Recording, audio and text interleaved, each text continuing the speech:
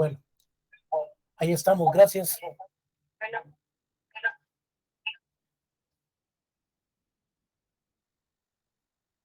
Jóvenes, buenas tardes. Buenas tardes. Vean, yo creo que hoy como que no se activó la cámara. Miren, pongan atención, jóvenes. Con la primera sección tuvimos problemas que no se pudo, hubo problemas con lo que es la plataforma que nos dio la facultad. Y como son más de 150 alumnos los que ingresaron, no permitieron que yo ingresara y ingresé hasta el fin. Bueno,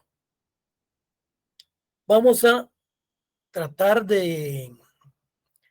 vamos a dar la clase del día de hoy, no completa, sino que la vamos a tal vez a dejarla hasta donde nos quedamos con una de las secciones. Miren, el último día de clase, nosotros platicábamos sobre la conceptualización o bien el término de lo que es un indígena. Y o sea, el indio más que todo, para ser más puntual. Y decíamos que tanto el indio como el ladino son dos términos y son dos conceptos de carácter ideológico. Estos dos conceptos surgen en el momento preciso de la colonización o bien de la venida de los europeos. Cuando hablamos del indio, ese concepto ideológico les mencionaba data de la época colonial. Su significado de oprimido, explotado, débil, siervo colonial. Su contexto ha tenido una evolución histórica con personas nacidas en el país. Los españoles le tenían un nombre para distinguirlas de las Indias orientales. Esa conceptualización de indio que es peyorativo, que es discriminativo, que es excluyente, todo ello pues son elementos y características como su naturaleza jurídica que los identifica a cada uno de ellos. Cuando nos referimos al término y al concepto ladino, aquí nos estamos refiriendo también a esa conceptualización ideológica de la venida de los colonizadores. Entonces, ese concepto ideológico de ladino también surge en la época colonial. Y este es un individuo carente, decíamos, de una identidad autónoma. Necesita identificarse por referencia, ubicado en el medio entre el que explota y aquel que es explotado. Quiere decir que el concepto ladino se encuentra en un término intermedio del que explotador y del que es explotado.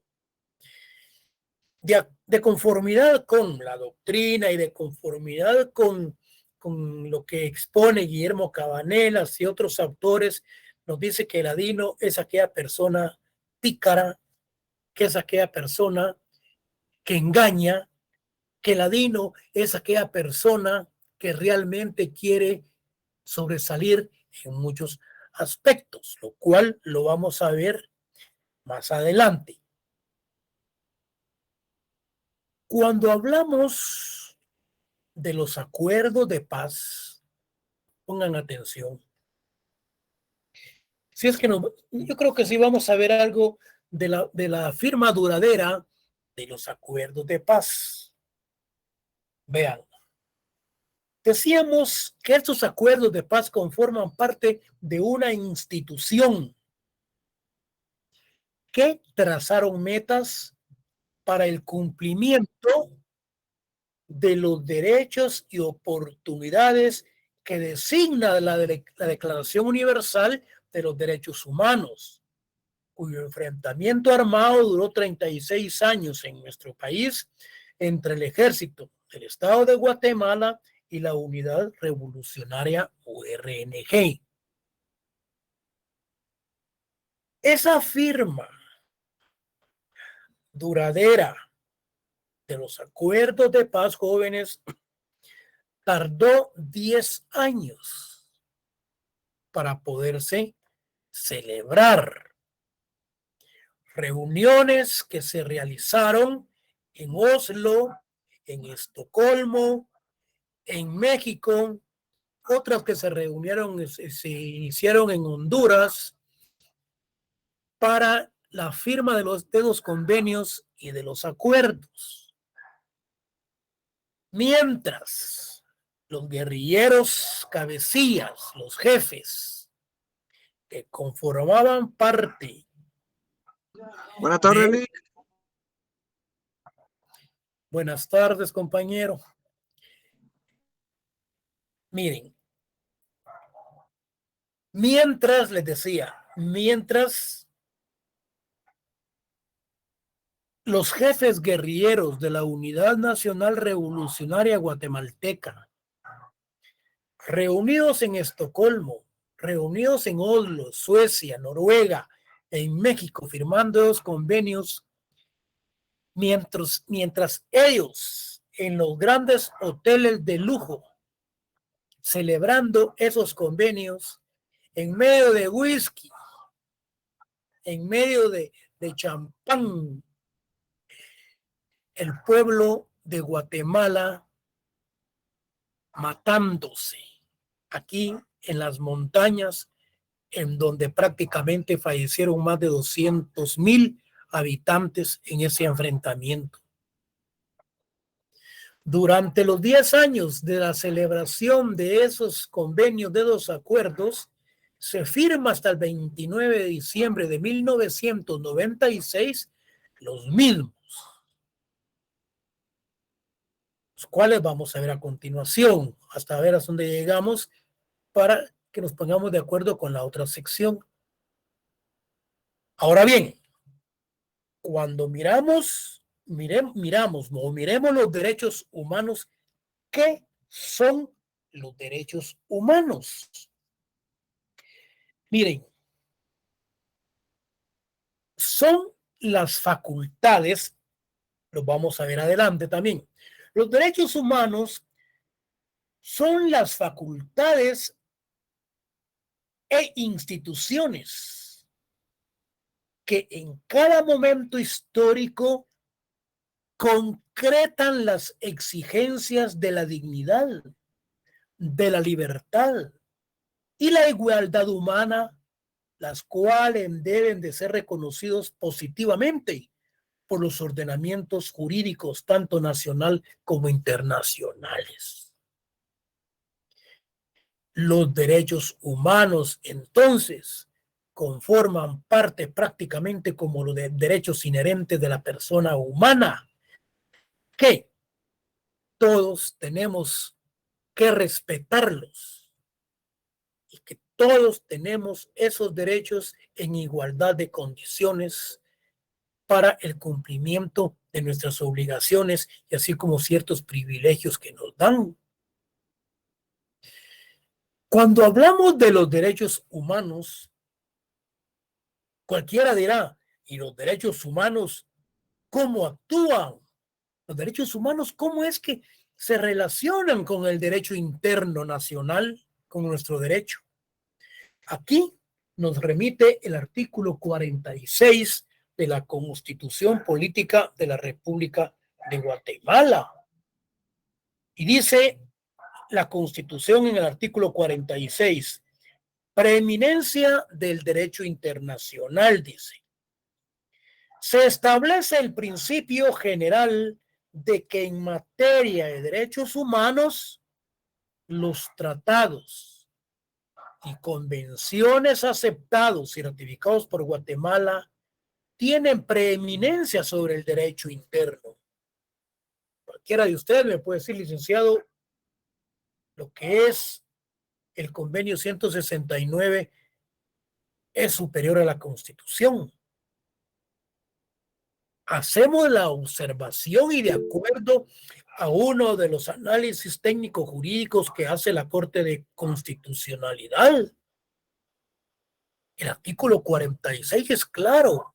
En materia de derechos humanos, los convenios internacionales son superiores al derecho interno.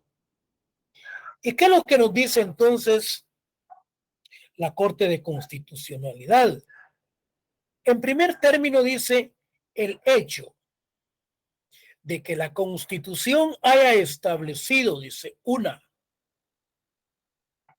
supremacía o haya establecido esa supremacía sobre el derecho interno, debe entender como su reconocimiento a la evolución que en materia de derechos humanos se ha dado y tiene que ir dando, pero su jerarquización es la de ingresar al ordenamiento jurídico con carácter de norma constitucional que concuerde en su conjunto, pero nunca con potestad reformadora y menos derogatoria de sus preceptos por la eventualidad de entrar en una contradicción con normas propias de la Constitución. Era lo que yo les explicaba. Permítanme un segundo, jóvenes, solo voy a cerrar la puerta.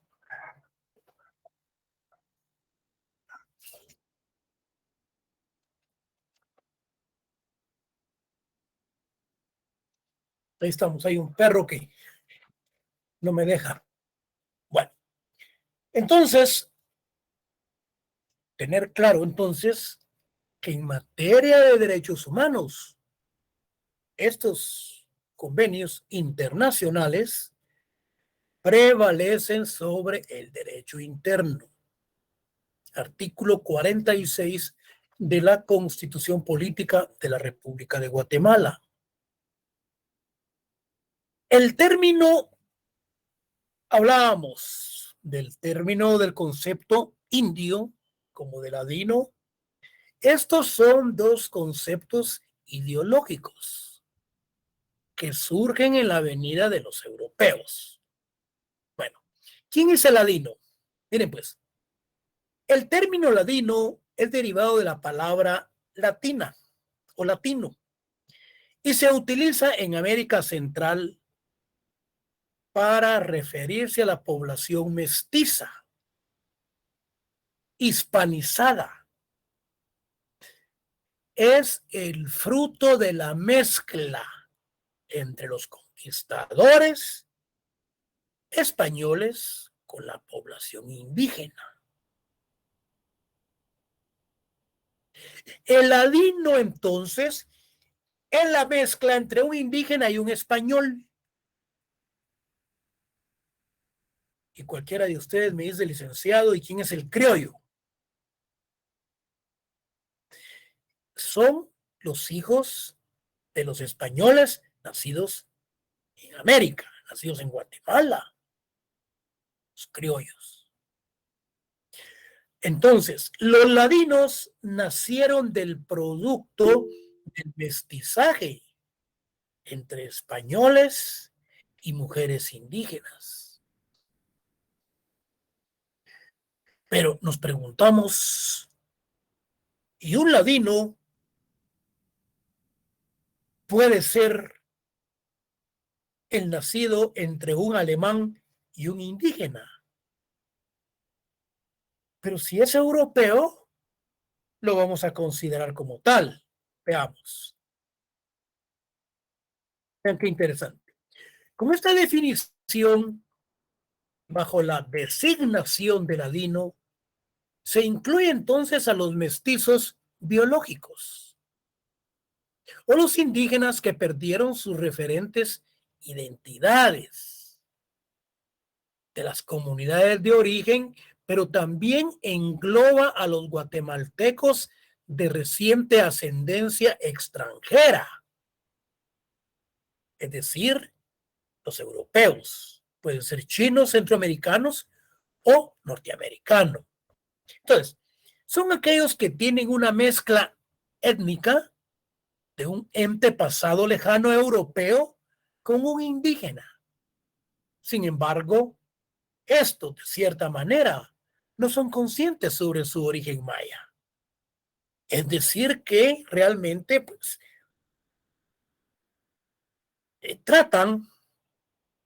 tratan, estos ladinos tratan, pues, o tratamos de que no se nos considere como que nosotros somos de origen maya. Ladino es la persona que actúa, fíjense bien, pues, lo que yo les mencionaba al principio, cómo se considera así en doctrina y en ciertas investigaciones a ladino. Persona que es astuto. Es una persona que actúa con cierto disimulo para conseguir lo que se propone. Es decir, que a través del engaño, a través del ardil, él se propone a alcanzar y de lograr lo que él quiere.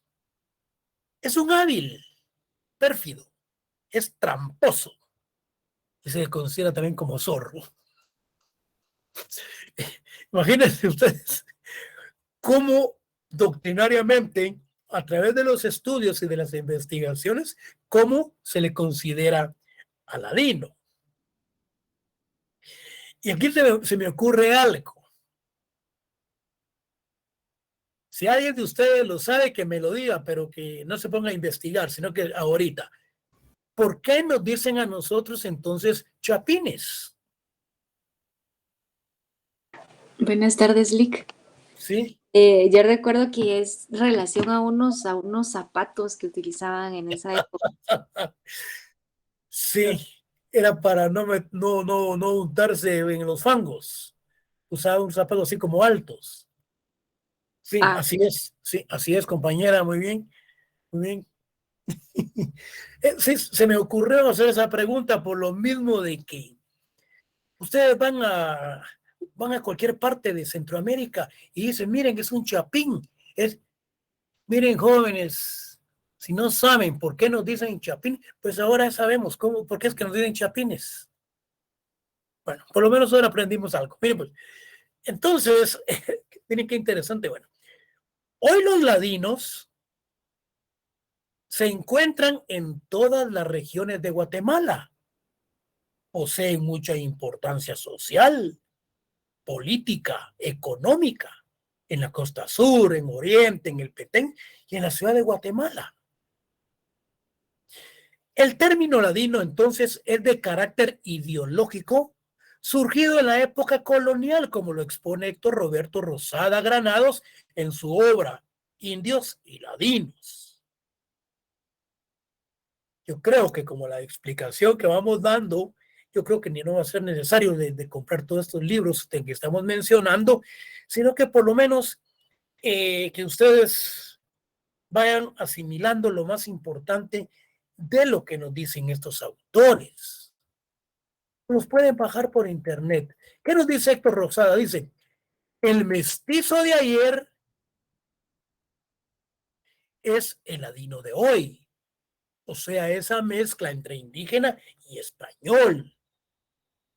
Es el intermediario, dice, en la estructura de dominación, incapaz de liberarse y menos de liberar.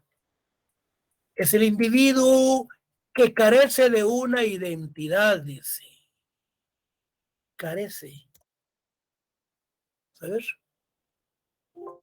Creo que no se me va a perder esto, si no nos vamos a ser carente.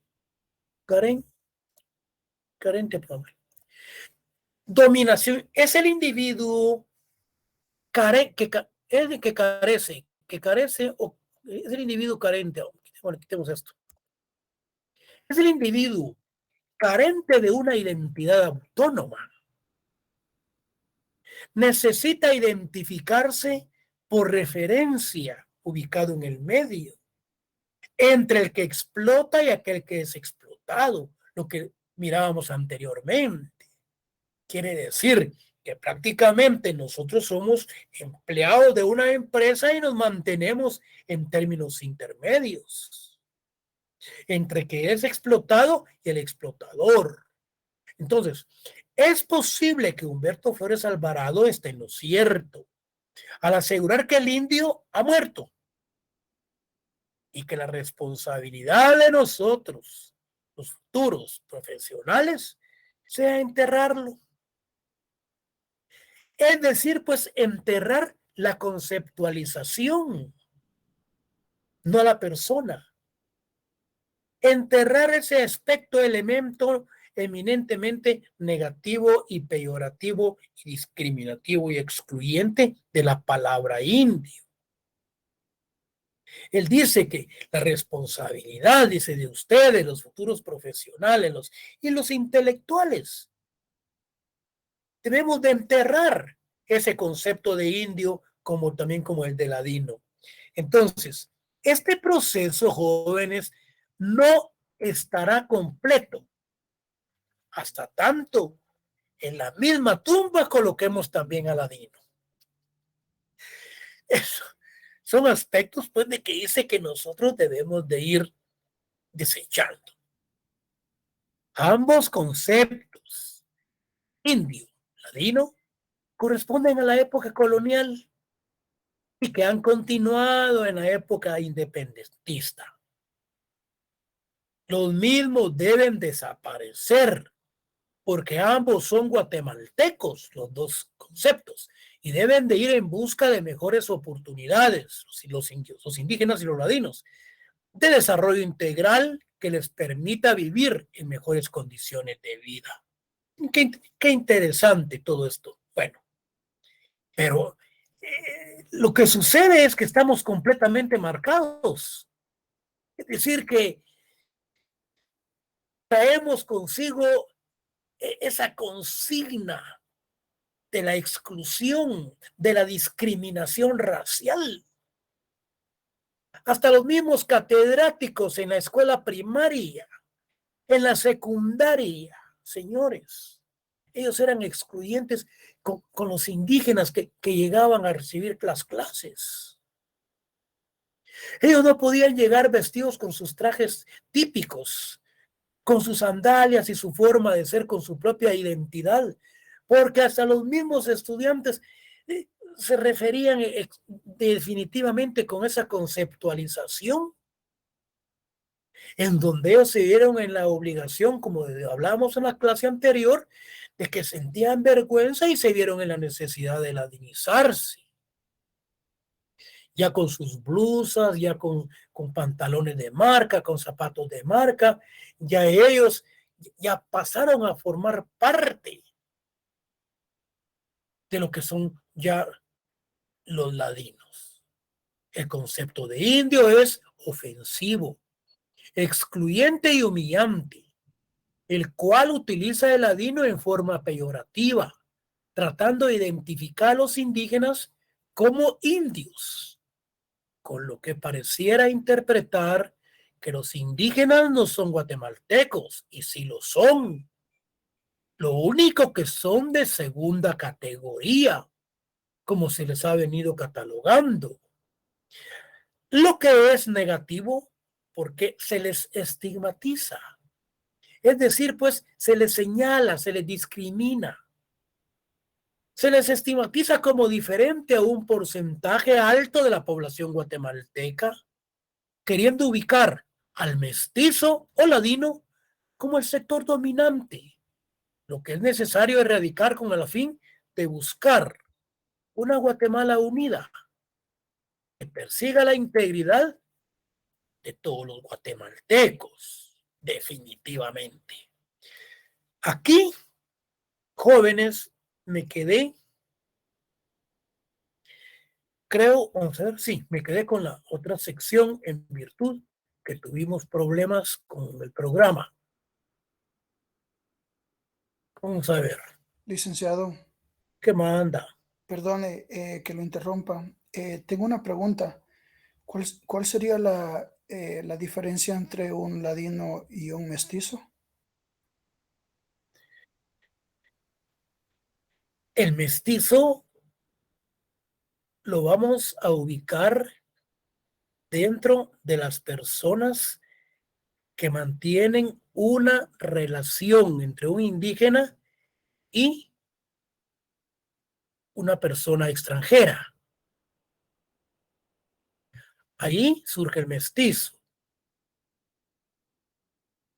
Si hacemos la diferencia con lo que es el criollo, que nos puede dar a confundir, son los hijos nacidos en América, en Guatemala, de los españoles. Entonces, los mestizos es esa relación que surge entre un indio y un español. Y el criollo, los nacidos de los hijos de los españoles nacidos en América o en Guatemala. Bueno, mire pues, vamos a adelantar esto. Yo aquí me quedé con la otra sección. Son las 5. Tenemos que terminar a las... Nos queda todavía media hora, ¿verdad? Tenemos que terminar a las 5:30. 5:30, 6:30. Bueno, son las 17, 18. Yo aquí estoy ya confundido. Vamos a ver. Tenemos media hora trabajada. Continuamos. Miren pues, a dónde llegamos. Pero aquí fue donde nos quedamos con la primera sección por los problemas que tuvimos. Bueno, yo les mencionaba a ustedes esa firma duradera de los acuerdos de paz. Yo les mencionaba a ustedes que para llegar a esa firma se tardaron 10 años para poderse firmar. Se reunieron en Oslo, en Estocolmo, en Suecia, se reunieron en México para firmar los mismos.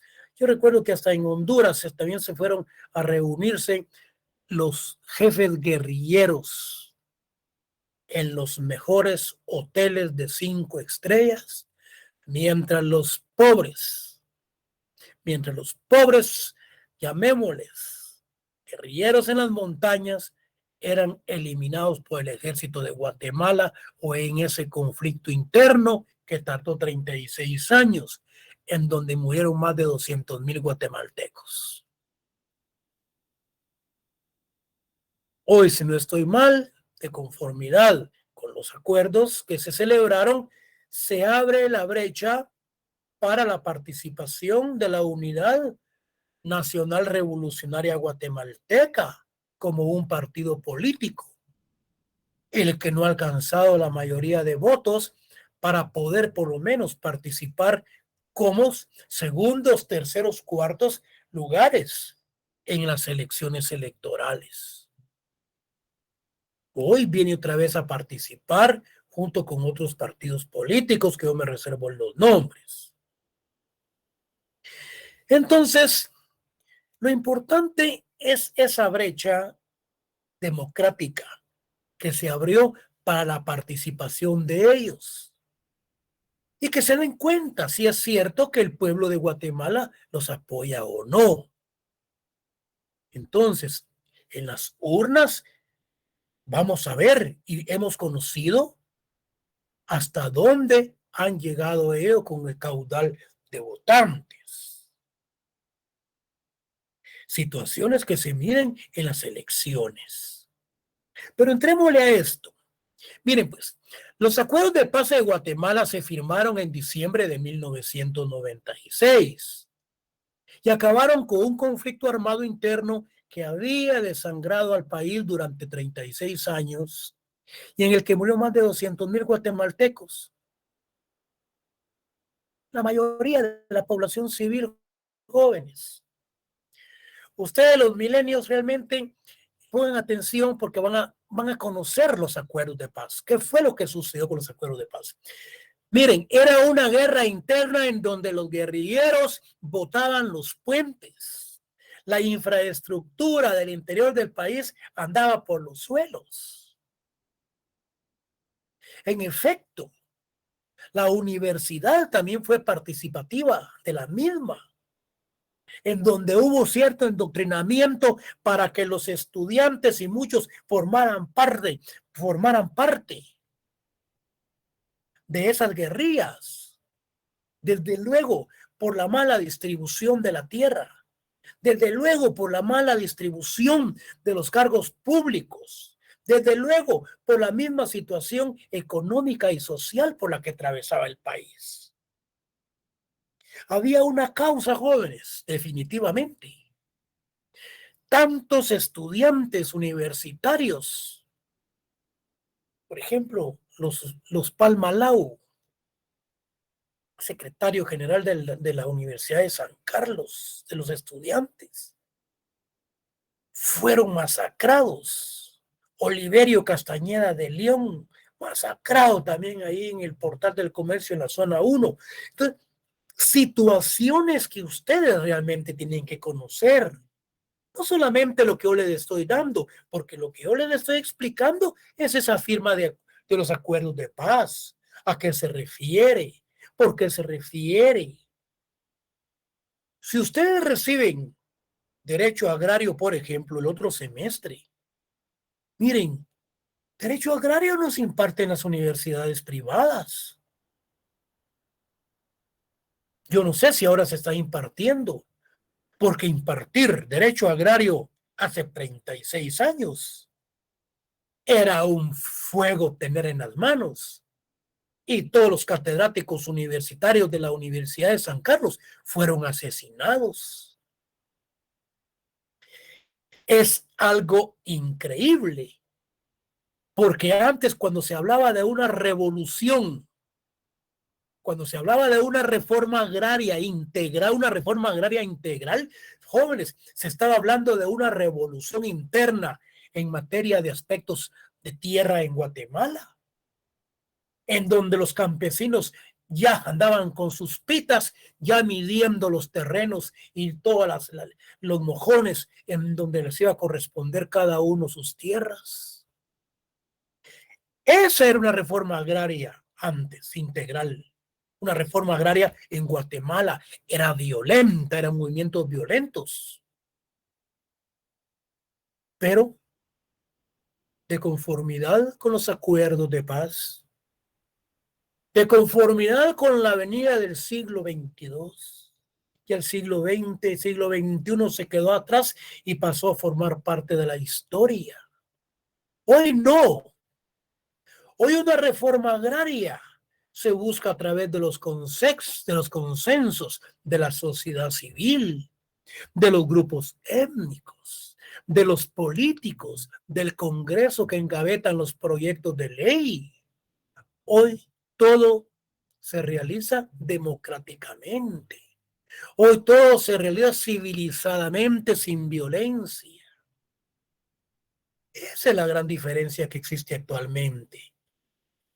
Y la pregunta es, ¿esa comisión creada de conformidad con los acuerdos de paz le ha dado seguimiento al cumplimiento de los convenios y a los acuerdos? Eso nos lo preguntamos nosotros. Nos quedamos en el limbo porque realmente al gobierno no le conviene.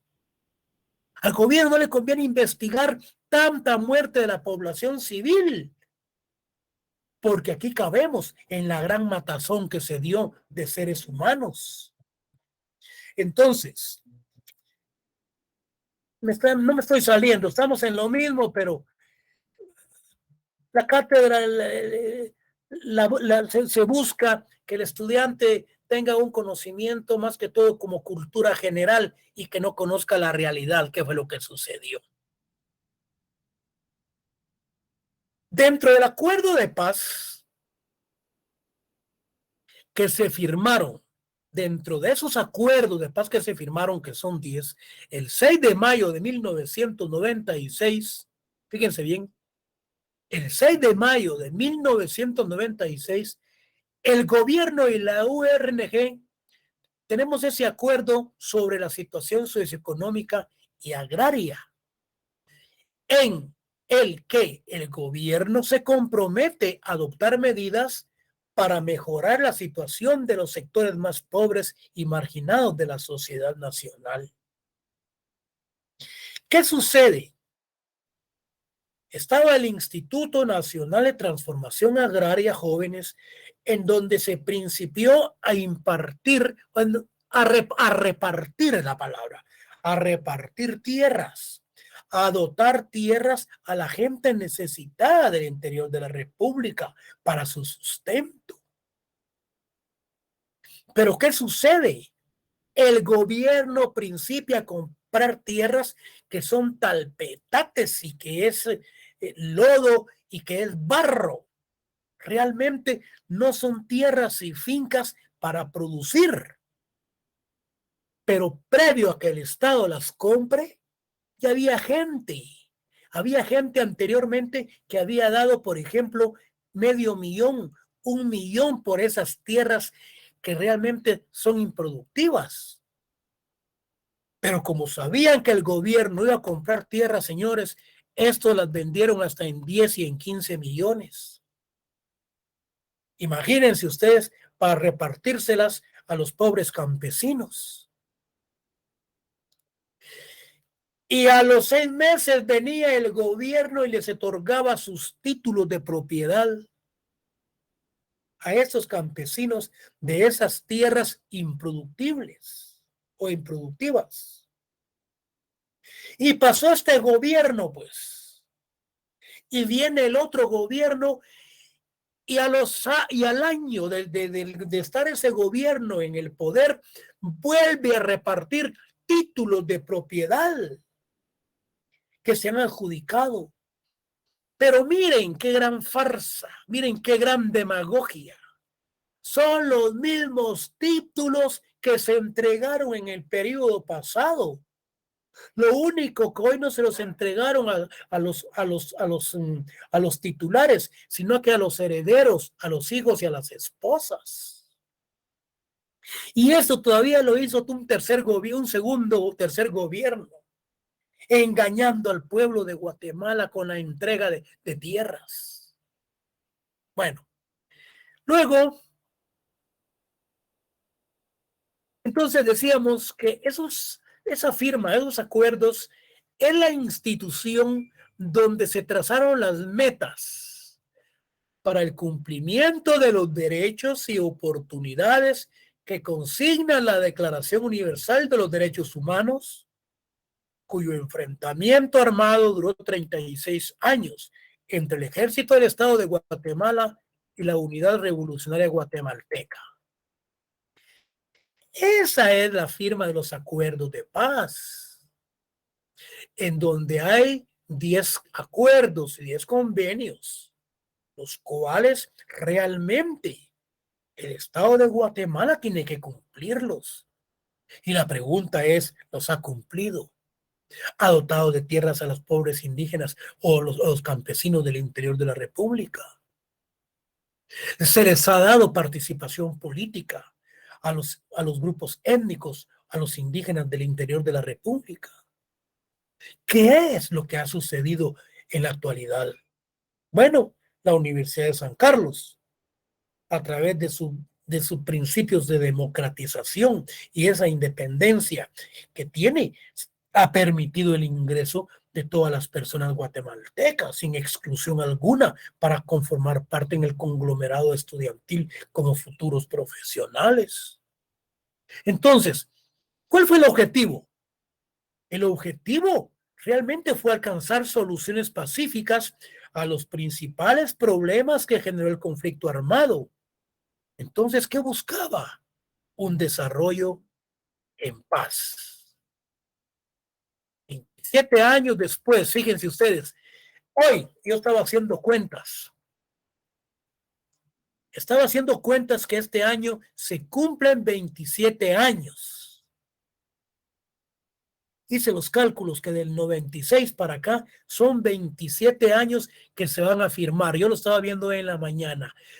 27 años después de la firma de los acuerdos de paz, España acompañó entonces aquellas históricas conversaciones con la esperanza de que sirvieran para abrir un nuevo proyecto de país y de democracia para Guatemala. España realmente ha participado con muchos proyectos en Guatemala, en apoyo económico, en cuanto a impartir cátedras, asimismo como aspectos de conferencias para la sociedad civil y a los nuevos intelectuales, a los nuevos profesionales. Estos acuerdos que pusieron fin a la guerra civil en Guatemala vinieron precedidos por los acuerdos de paz en Centroamérica. Si ustedes recuerdan que se formaban el triángulo, en el triángulo de Esquipulas, en Esquipulas 1, en Esquipulas 2, que promovieron las salidas dialogadas y negociadas a los conflictos armados que sometían realmente a toda la región centroamericana a una violencia inusitada y a la población una violación de derechos sin precedentes. Vamos a ver. Esos acuerdos de paz de Guatemala pretendían lograr una paz firme y duradera para un país centroamericano que todavía no se ha liberado de otros tipos de nuevas violencias.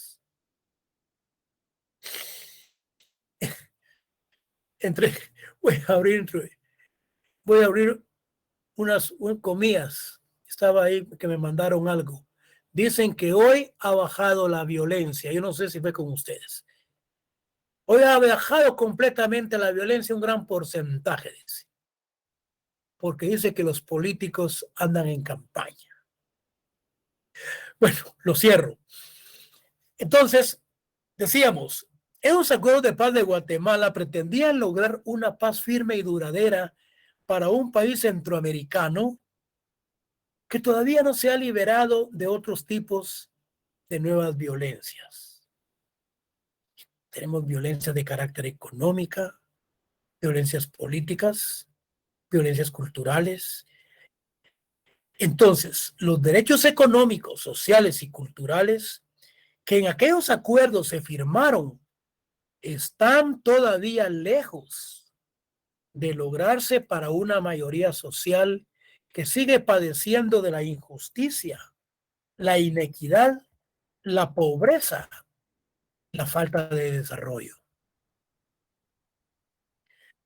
Por ello, entonces, en el marco, fíjense ustedes, de la agenda hasta el año de 2030, quiero ver algo aquí. Vamos a ver. Tengo pensado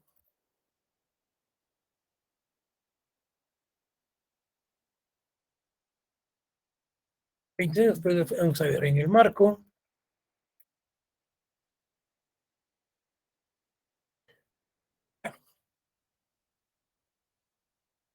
miren pues, decíamos, por ello, en el marco de la agenda hasta el 2030 de las Naciones Unidas para la consecución de los objetivos del desarrollo sostenible.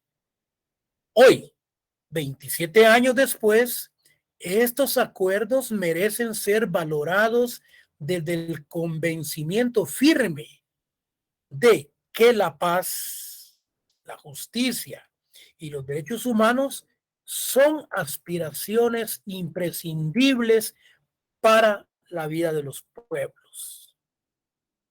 Realmente los conflictos armados internos en un país provocan muerte, sufrimiento. Lo que fue un hecho en nuestro territorio aproximadamente durante 36 años, donde se enfrentó el ejército y la URNG Y para poner fin a dichos conflictos, fue necesario dialogar y negociar por un lapso de 10 años, donde se discutieron y se aprobaron y se firmaron varios acuerdos que al final llegó a la firma de la paz firme y duradera el 29 de diciembre de 1996. Jóvenes, nos vamos a quedar acá